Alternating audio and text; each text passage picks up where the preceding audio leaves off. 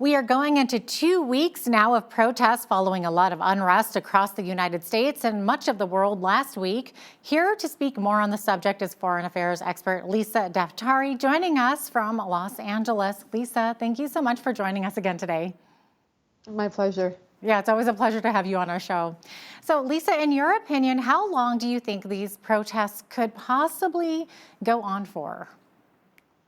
You know, symbolically, I think the organizers of the protests would love for this flame to continue burning, but we hope, fingers crossed, that the more violent and emotional parts of the protests that included the riots and the looting are over and behind us. Yeah, absolutely. Here in Los Angeles, we had a lion's share of that, the protests, the violence, the damage to so many of our commercial areas. So many, big stores and mom and pop shops had their stores demolished. So we're hoping that we have peaceful protests ahead. And although they're dwindling, I think that we're going to still see little pockets pop up here and there. Yeah, for sure. Now, are curfews still being imposed in your area and across the states, and are people abiding by them? Yeah, so it seemed like in cities like New York, Los Angeles, parts of Chicago and Dallas, they had trouble enforcing a lot of the curfews. In New York and Los Angeles both, they ended the curfews over the weekend, and now we're hoping that, again, we have peaceful times ahead. Yeah, hopefully, like you said, fingers crossed, right? Now, Lisa, last week a small town police chief was killed. It was a retired Black police captain named David Dorn. And to me, this seems so ironic. How does his Black life not matter? Was it just because he was a police officer? It looks like, a lot of these protesters went out there blindly, meaning that they were so emotionally charged with the killing of George Floyd, that they were just tasked with destruction, looting, rioting, and not understanding the damage that they were causing to Black-owned businesses and white-owned businesses and Latino-owned businesses. I mean, if we're talking about not seeing color or respecting all color, the damage that was done was, targeted towards the wrong people. And, I think there's a segment of the population that says you can't tell people who are so hurt how to grieve. Well, when it's infringing upon the rights of others, we can tell them not to do that, to be lawful, not to kill police officers, not to, go after this innocent retired officer who was helping protect a pawn shop that belonged to a friend of his. So, we have all kinds of stories. And again, all lives matters. Of course, right now it's Black Lives Matter because they are a grieving society, a race. And at the same time, we're hoping that all across the world, people see eye to eye on this, that there is no room for hatred or murder or looting when it comes to understanding one another on this platform. Mm-hmm. And I believe charges have been laid in that case? Yes, they found the 24-year-old perpetrator who allegedly murdered the man. Again, he was protecting this pawn shop. They found him on the sidewalk dead.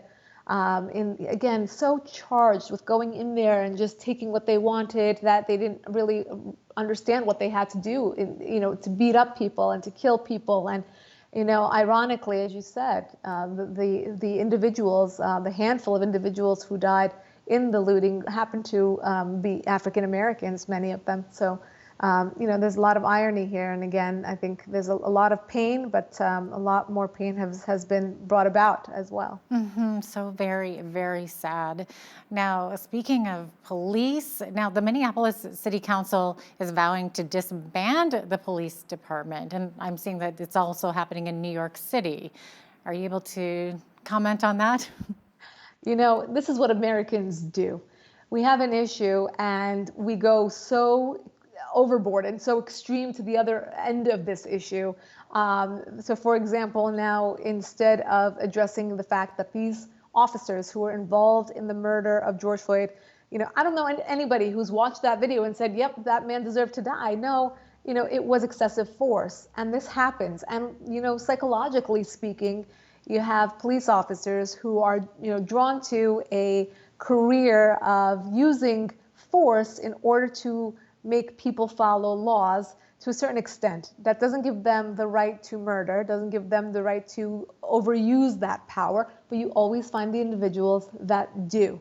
And instead of addressing this towards those individuals, we're now going to cut funding from such an important part of our lives. What do you do when someone robs your home? What do you do when you, God forbid, get raped, or there's violence there?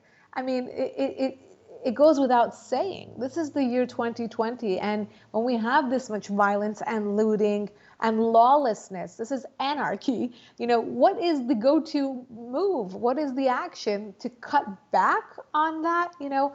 I just think of this one scene when I saw a gun shop that was looted and raided, and all those guns were stolen. And imagine how many more guns got into the wrong hands, and now we're going to cut back on police funding.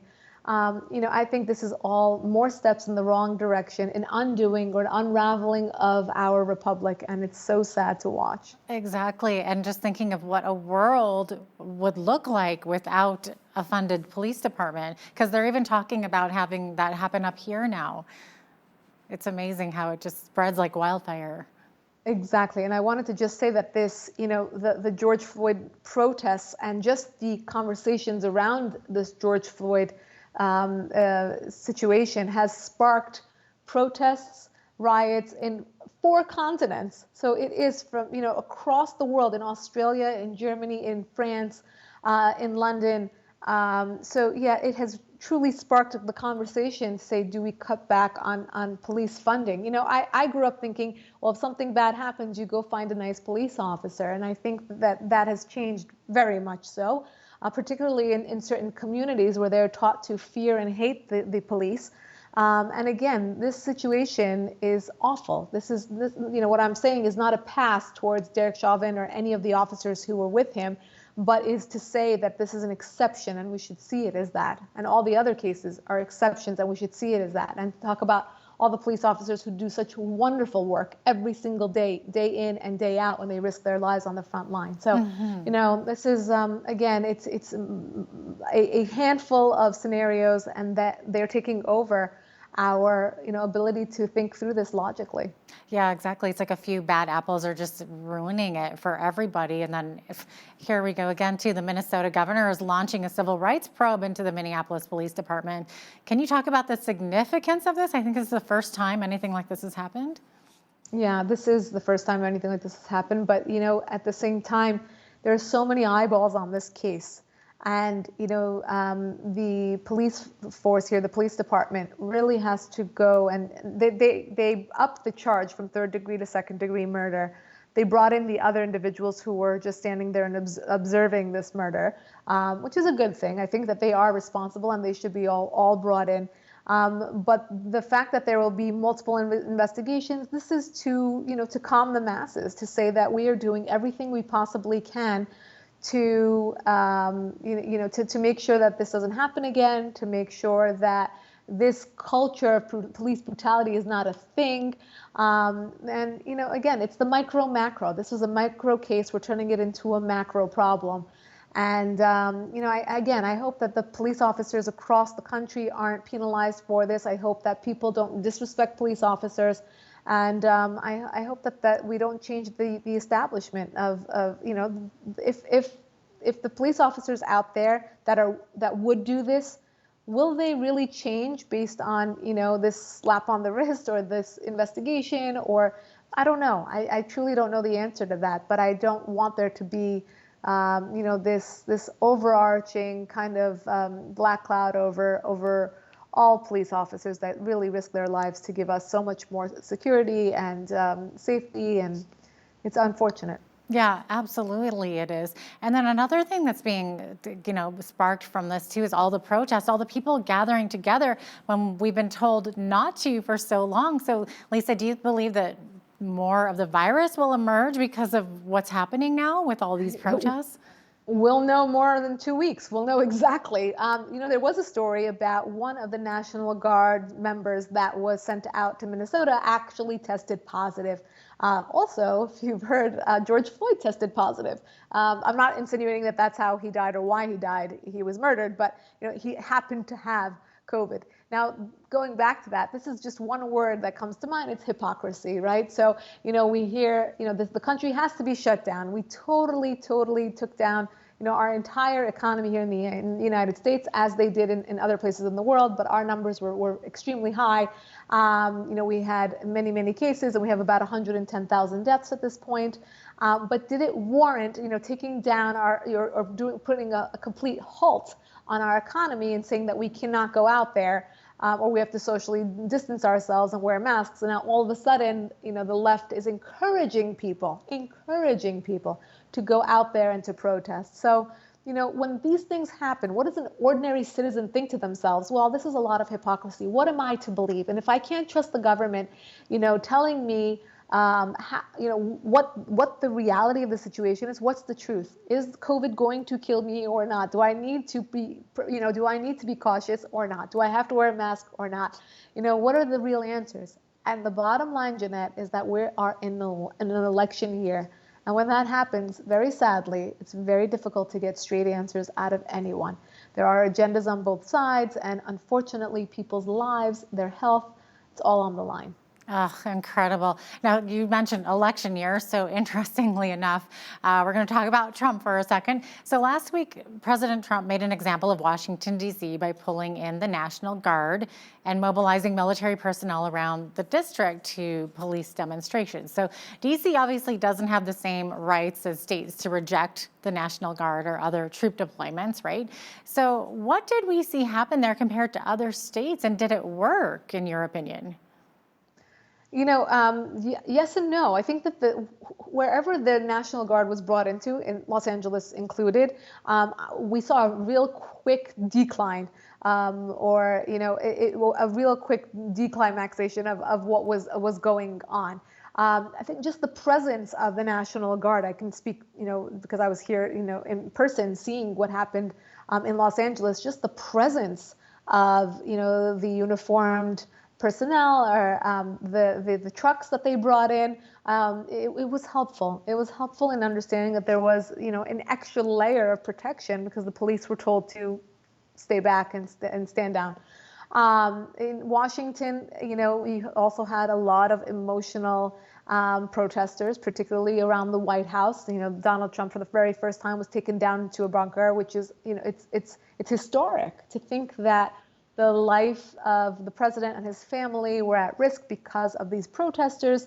Look, they're relentless. And you have to really think about what Donald Trump symbolizes in all of this. To many, he is the symbol of racism and homophobia and anti-Semitism and all the isms. If you look at the facts, it's quite the opposite. Unemployment for the Black community, rights for women. Look at his own daughter and his own wife as examples of leaders. How many women he's hired in his cabinet. How many bills he signed into action for the Jewish community and anti-Semitism. He just wrote another bill signed another bill combating anti-Semitism and BDS. So, it's very difficult to argue with facts when you are up against so much emotion in this country. And that is exactly what the left has done. They are fueled with all of this emotion. They have community organizers, and they have, they're using that intersectionality to their benefit, meaning all these different social justice movements have kind of piggybacked on one another to say, it's because our president is a bigot, so we're allowed to do whatever we want. And it could be, they'll embed themselves in the gay pride parade, they'll embed themselves in Black Lives Matter, they'll embed themselves in the Women's March. There is so much hatred in all of these movements that are supposed to bring about more freedom, more human rights. It's unfortunate, but again, we're in an election year, Jeanette, so anything goes, and it's very, again, at the expense of the American people. And I know that it has a ricochet effect into Canada, into Europe, into other parts of the world. So it's quite significant to keep our eyes on what goes on in Washington. Yeah, it's absolutely fascinating to watch it from afar as well. Oh, it looks like, Lisa, it looks like we're out of time here. I could go on talking to you all day, honestly. Likewise. Yeah. Thank you so much for joining us once again My here. pleasure. Yes. Thank you. Thank you, Jeanette.